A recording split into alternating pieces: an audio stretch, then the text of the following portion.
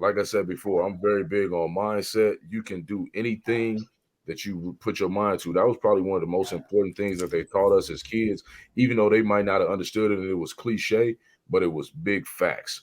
When you put your mind to something, anything you visualize in your mind, you can hold in your hand. I want y'all to understand how powerful you are. Do not let anybody take that power from you. Stop letting people play on your emotions. Stop getting caught up in this TV and this internet. It's all smoke and mirrors.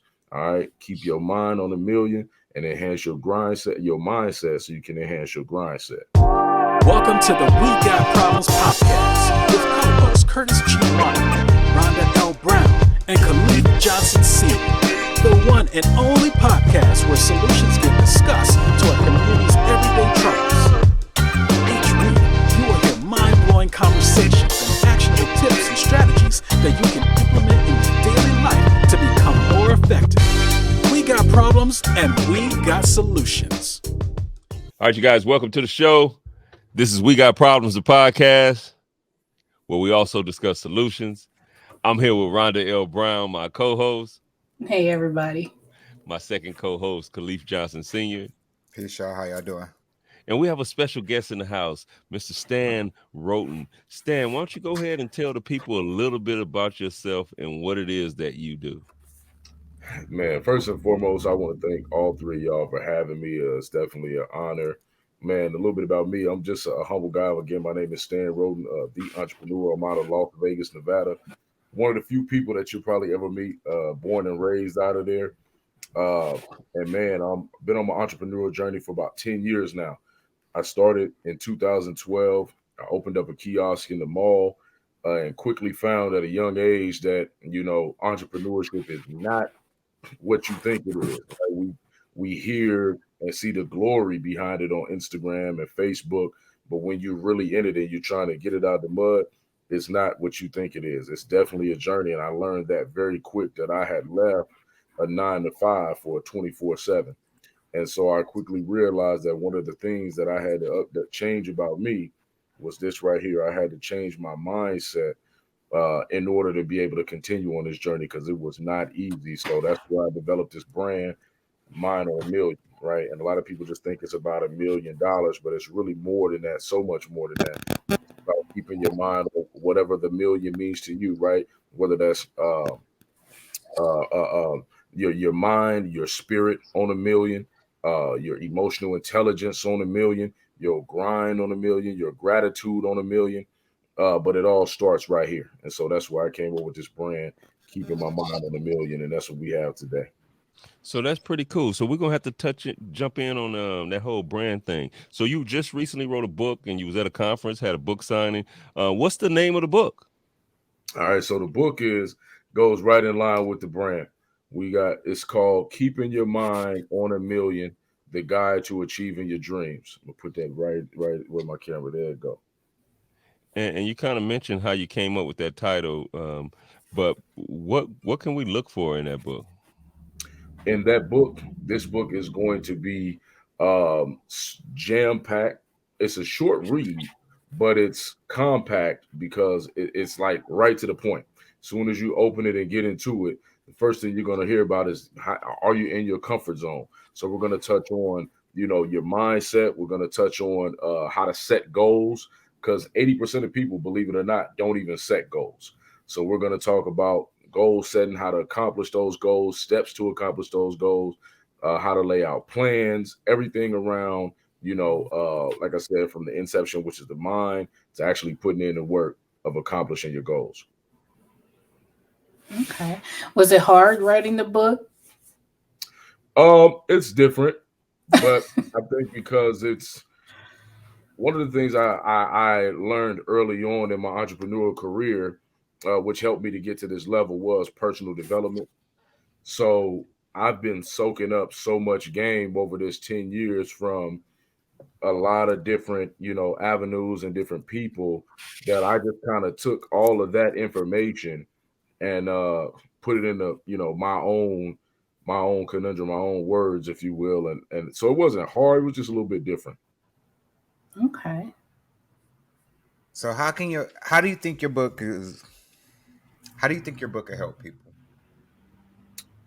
First and foremost, like I said, if I don't think people understand that to be great, it really, in theory, it really doesn't take much. Mhm. Like I just said, 80% of people don't set goals.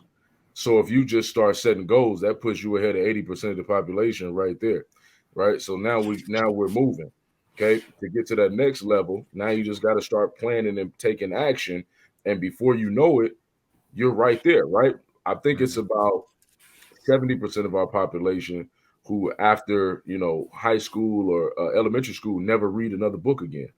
So if you start just reading books, now you're above 70% of people. So I just think people don't realize how easy it is to separate yourself, and that's what this book is going to teach you about. So you mentioned that some of the steps in the book is setting goals. You just talked about reading books to help us with success. What'll help us, right? Like, because I look at setting goals and reading books a little different than dreams. What is some steps in the book that'll get me to my dreams? And so to me, I think the word dreams and goals is interchangeable Okay. because your goals, right? Whatever your dream is, say you have this big dream, you're not going to make it happen unless you set the goals to accomplish that dream, right? So because a dream without a plan is just a wish.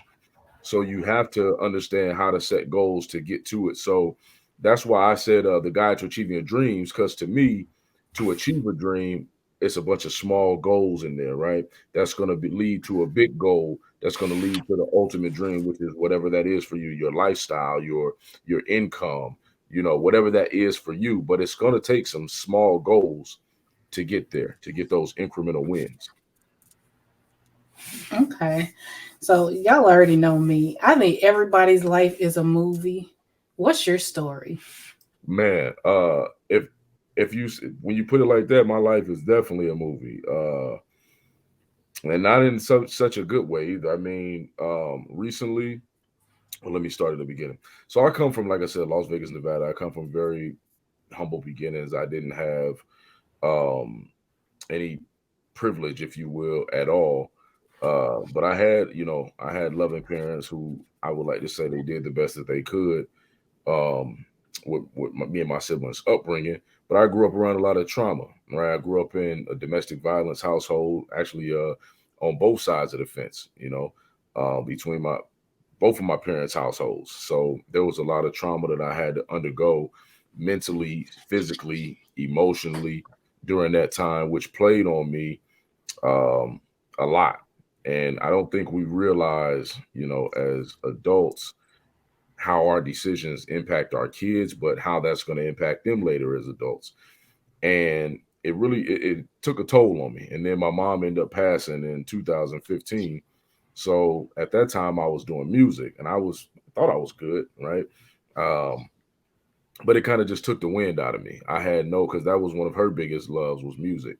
And so I had no passion for it at that point anymore. So I had to figure something out because I knew I did not want to work, for somebody else. That's always been off the table, right? I don't mind working, but it has to be a means to an end for me, leading me somewhere else. So from that point, I found entrepreneurship, started to get into MLM, found personal development and things of that nature. But nothing was really like I was trying a lot of things. Nothing was sticking. Right. I tried life insurance, um, ACN. I won't name no other companies, but just different organizations and things of that nature. Nothing. I couldn't find anything to stick with me. Um, and then I said, you know what? Just recently, as you saw me at the conference, Curtis, honestly, for me, that's when the light bulb switched. That's when everything changed for me. I was in pretty much a depression over the last couple years. Didn't really come out and talk to anybody about it. Knew I needed some help, just didn't know how to get it, with uh, mental health and therapy and things like that being pretty much a stigma in the Black community, especially amongst Black men. We're bred to be soldiers and just deal with it, don't show emotion, that's weakness. And so I tried that. It didn't work out too good for me. But when I went to that conference, the energy there, and it just put me in a different space And I had this brand, like I said, I wore this to the conference, but I said, okay, now here's the play. I took information from everybody and I said, all right, I've been following different people's footsteps for the last 5, 6, 7 years, but I haven't done anything for Stan. And I think that, like I said, the traumatic situations that I dealt with growing up had a lot to do with that because my confidence was not there. I didn't think that people wanted to, hear from me, see me, even though I figured I had value because I know I do. But that was the turning point. And so from there, I went and found a therapist. I started getting therapy. So I would definitely encourage people to do that. If you've ever been through anything traumatic, any type of loss, what have you, get some help, talk to somebody. It definitely will work wonders in your life. So from there, we get the book, and we get the book and the brand, and we got a lot more coming. But right now I had to take a step back and just say, you know what, I'm finna bet it all on me, and that's what I'm doing now. Okay, definitely. My condolences. I lost my pop in 2000. I lost my pops in February '99. You said you Mhm. lost your mom in 2015. It's kind of hard to move forward without somebody that powerful in your life. But my question was, you started a marketing company. What made you do that? So me and my business partner, um, we actually were in a few of these different MLM organizations together, and we were creating content for ourselves, whether it be YouTube videos, Instagram content, things of that nature, and we're pretty good at it. And one day I just came to her. We had I think we're at a point where we're leaving this organization that we were with, and I said, you know what? We've been creating all this content. We're pretty good at it. Why don't we help others? Let's start a business helping other entrepreneurs because there was a need I saw. Like a lot of people were trying to create good content but weren't so good at it, or some people just didn't have the time. They had a great vision and the brand and everything, but they didn't have the time or the understanding. So we just said, man, let's run with it. Neither one of us had any experience really in that area. um, but that was a part of like this transition I'm in. I just said, let's do it. Let's bet on me. And I think that's one of the great things about being in America. Honestly, I mean, with everything that's going on, you literally can start a business in this time that we're in Mhm. without knowing anything about the industry or whatever. You can just you can learn as you go. That's what we're doing. So, what type of clients are you looking to help with the marketing company and along with keeping your mind on a million? Oh, so with the marketing company, pretty much it's anybody.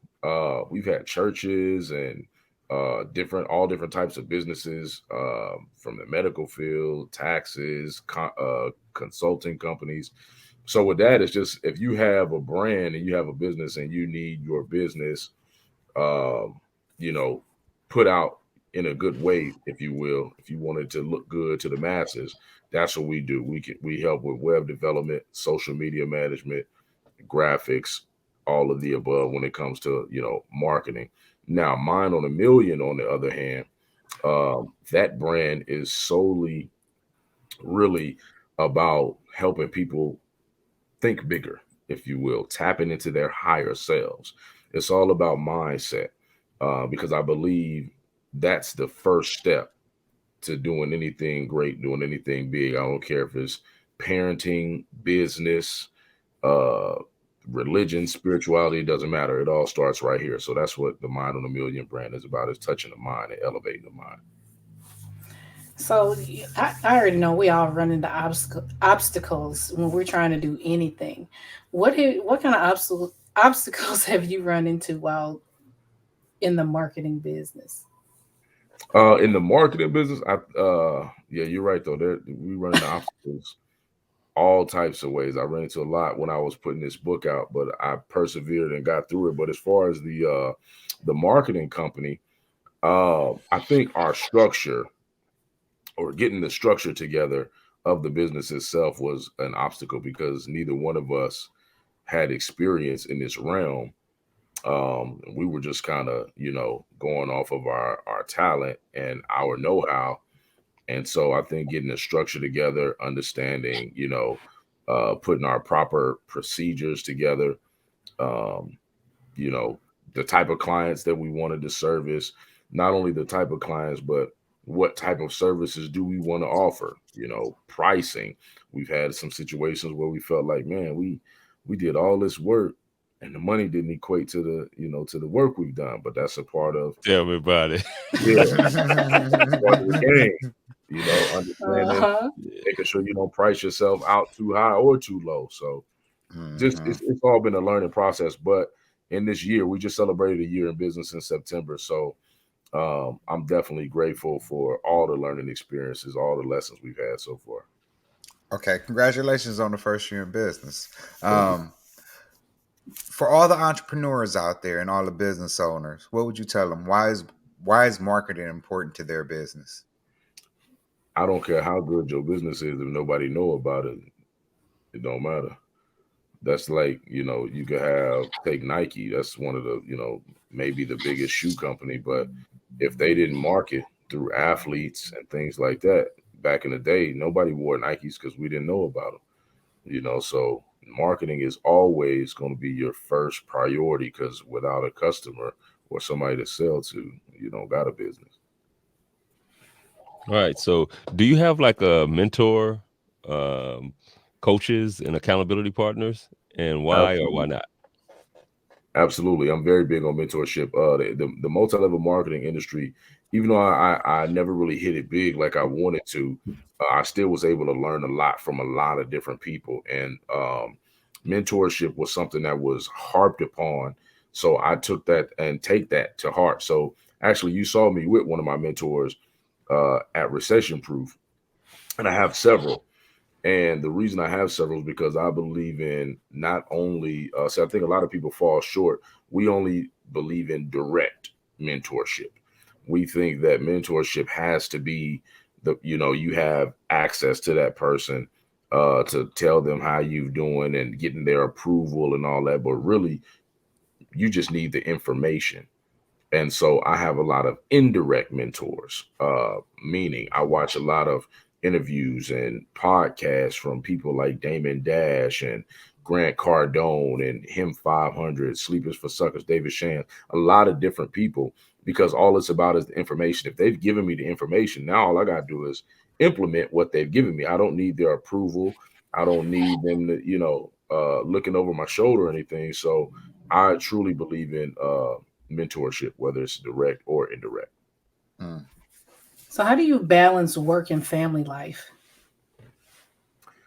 That's a great question. When I was working a 9 to 5, it was a little bit harder, but now that I'm 100% independent, it actually isn't that hard no more. I just fit my schedule around my family, so I'm able to take my kids to school every day. I pick my kids up from school. I set time out to help with homework or whatever have you, going to basketball practice or all these type of things. I just set my schedule around that. Now I'm still not able to make everything, but majority of stuff I do. So I just believe it's just about, like you said, balance. So I do most of my work while they're at school. Okay, bet. So this next part of the interview is our rapid fire. So these questions are real simple, but we expect probably about a 20-second answer in return. Okay. That works. Yes, Okay. sir. What is your why? What makes you do what you do? My kids. That's my biggest reason for doing what I do, my legacy, and just putting them in position to have choices in life that I didn't have. And were there times when you were on your entrepreneurial journey that you thought this wouldn't work? Absolutely. I quit several times. I had several breakdowns. I cried a lot, just to be honest and transparent. I'm not that tough guy, like, like I said, like we're raised to be, just dealing with things that I've gone through. Um, Entrepreneurship is actually a hard thing for me because it's so stressful, and I'm learning a lot about, but it teaches you a lot about yourself. So I just knew that, getting back to the first question, my why had to be bigger than my reason for quitting. Like Eric Thomas says, don't cry to give up, cry to keep going. What's the most important thing you've learned in life? Wow. Okay, that's a great question. What's the most important thing I've learned in life? Since this is rapid fire, I would say that we create our lives through our thoughts. That's good. That you have the ability to, control everything. Dope. Okay. So if you can run back the hands of time and you can have a conversation with your 18-year-old self, what would you tell him and why? Mm, patience. Back then, when I was young, I knew I wanted to be an entrepreneur, but I wanted it like I wanted microwave success, right? And this is shoot, so that was 17 years ago. That's pre-social media, and it's where we have it now.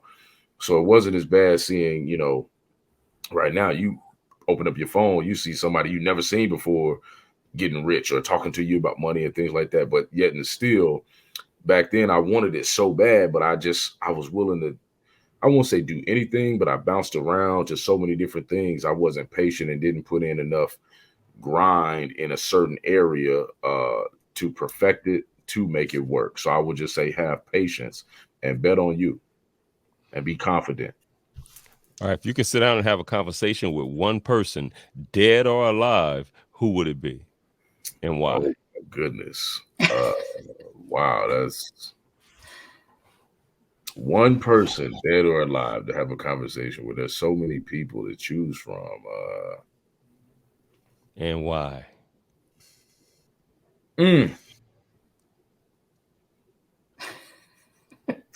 I honestly, that's super. I'm just gonna throw somebody out there. I'm gonna say,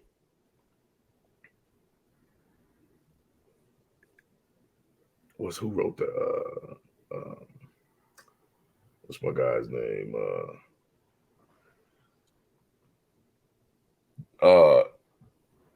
Not Dale Carnegie, but the other guy that, Bob Proctor? the one who wrote Think and Grow Rich. I think his last name is Hill. Napoleon Hill. Napoleon Yeah. Hill. Yeah, there we Yeah, go. Napoleon Hill. And the reason I say that is just from reading the books and listening to the things that he said and his effect on people like Earl Nightingale and others. It sounds like, through all of the research he did on the mind and, becoming wealthy and different things like that, like he got the keys. So I Mm. feel like if I could sit down and talk to him, I'd have the keys. Okay. People always say you should save money and invest. What type of assets do you invest in? That is I don't know about saving money and investing, but I guess it just depends on whatever your strategy is. Uh but for me, I invest in like cryptocurrency, getting ready to do some real estate plays. Um I'm invested right now in currently a company where it's like a black owned company that actually does they invest in foreign currency and they just pay me a profit every week. So I'm pretty much into things like that, like trying to invest in futuristic things. Okay. Okay. If you could recommend one book, what would it be and why? Mine, There we go. Uh, Wait, what's you didn't say the name again.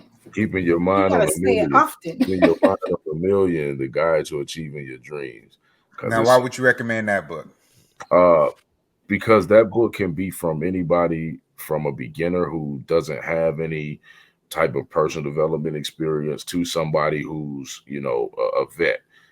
It's information in there for everybody, so it's jam packed full of gems. I like that. all right? Give us one tip for the people that's listening on how we can make our community a better place to live. Man, that's an easy question. It's a uh, compact question, but it's a simple answer. I believe that if you just be the best you, right? You got to lead by example, and I think that's where a lot of us go wrong at. We a lot of people like to lead with this, and we want to tell everybody else what they should and can't do and shouldn't do and how to move when you ain't done none of the stuff that you're trying to teach somebody else to do. So I think if we focused on our own house and focused on our own selves and everybody was accountable to themselves, we would see a definite shift in our community. Because if you have love for yourself, respect for yourself, you're not gonna move like a lot of people are moving. So, with me having morals and respect, I'm not gonna harm you, or I'm not gonna deal in business with you and unethically, because I know, how I think of myself or how I view myself. So I think that just, that sets the record right there when you focus on you first and you lead by example. So how do you celebrate your wins? That's a big thing right there, because there's a fine line, trying to stay humble, but also trying to let people know who the F you are, if you will. Mm-hmm. Um, so, because sometimes you have to, especially with our people, like, you know, um, but I just think that it's good to reflect. I reflect a lot, like when I just did this book. But celebrating, I'm not really like a go out person or anything like that. I'm very much so like a homebody. I stay to myself. I tell people I'm probably one of the most extroverted introverts that you can meet. Like when it's a time for me to be out there and interview and speak to the people, I will. But other than that, like, I'm pretty much just to me. So celebrating, I like to eat. I like to eat good. So I'll probably get some good food, or take my kids out, things like that. But I'm not too big on parties or anything like that. Okay, now here's the important one.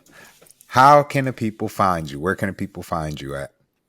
Everybody can find me on Instagram and Facebook at Stan Wroten underscore the entrepreneur. That's Stan, Stan, Wroten, Wroten underscore the entrepreneur. That's on Instagram and Facebook. The YouTube channel is coming. It's up, so you can go subscribe right now and get ready for the gems that's coming. That's going to be Mind on a Million TV. All right, that's good. I like the way you branding that all the way around, right? With the Yes, book. Hmm. man. One Um, thing I've always been good at is branding. I've just never ran with nothing long enough to make it stick. So right That's now, where the patience comes in. yeah, exactly. yeah. No, I like the gear. Do you have those shirts for sale as well? Those shirts and hats? I just launched the online store. It's mindonamillionstore.com. You can go and get the merch. There will be some hats up there shortly, but right now there's t-shirts, hoodies.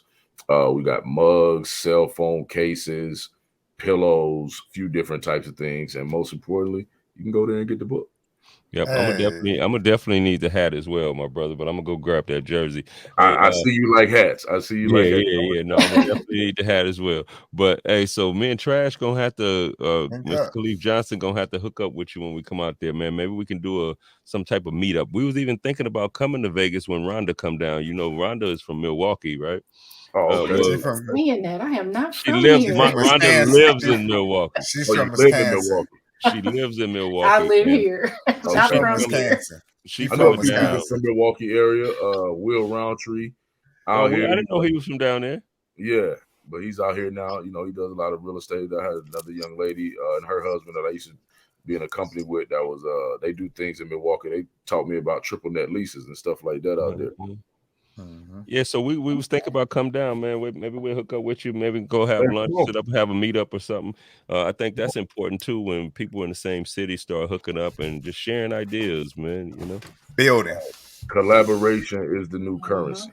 Yeah, building, yeah, So communication. We got to if you notice, communicate. all of the heavy hitters in the, whether it's mindset or influential, whatever you want to call that industry, you always see them together now, yeah, because we're more powerful together, because now your audience becomes mine, my audience becomes yours, and now we're just bridging the gap. So you offer your course on my platform and vice versa.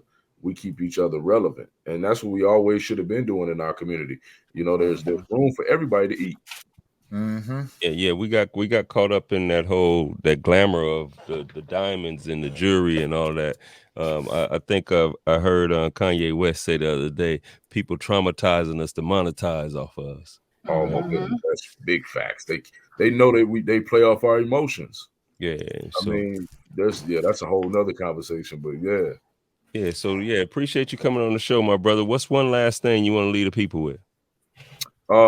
Man, listen, like I said before, I'm very big on mindset. You can do anything that you put your mind to. That was probably one of the most important things that they taught us as kids, even though they might not have understood it and it was cliche, but it was big facts.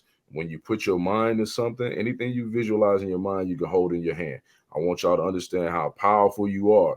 Do not let anybody take that power from you. Stop letting people play on your emotions. Stop getting caught up in this TV and this internet. It's all smoke and mirrors. All right. Keep your mind on a million and enhance your mindset so you can enhance your grind set. All right, that's cool. Hey, Rhonda, what do you have you want to leave the people with? And be patient. Yeah, there we go. How about you, Khalid? Oh man, I thank you for this interview, bro. I really Appreciate appreciate it, y'all. man. Please understand how important market it is in your business. If you ain't marketing, you ain't businessing. Hey, look, so one thing I think we need to do a little better for us and everybody else, like you said, we're stronger together. I think when we start seeing each other on live, let's pop up on each other live, come up and help promote each other a little bit, right? Like, I think that'll Absolutely. be a Let's real like, cool deal. share, support, Yeah, comment, all of yeah. that. It You don't know, hurt. Don't all cost us in nothing we to do all that. in this thing together. Yeah. So, hey, you guys, we have problems, but we also have solutions, I and we like out. that. From the team at CRC Empire, we want to thank you for listening. To stay connected with us, like, share, and subscribe to the We Got Problems podcast. You can find us on social media platforms at Curtis Martin 247, at Rhonda Wrights Official, and at the_trash_vegan_. We got problems and we got solutions.